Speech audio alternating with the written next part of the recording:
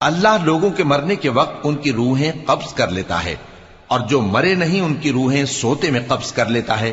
پھر جن پر موت کا حکم کر چکتا ہے ان کو روک رکھتا ہے، اور باقی روحوں کو ایک وقت مقرر تک کے لیے چھوڑ دیتا ہے۔ جو لوگ غور و فکر کرتے ہیں ان کے لیے اس میں نشانیاں ہیں۔ کیا انہوں نے اللہ کے سوا اور سفارشی بنا لیے ہیں؟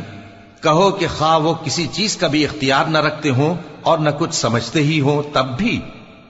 کہہ دو کہ سفارش تو سب اللہ ہی کے اختیار میں ہے،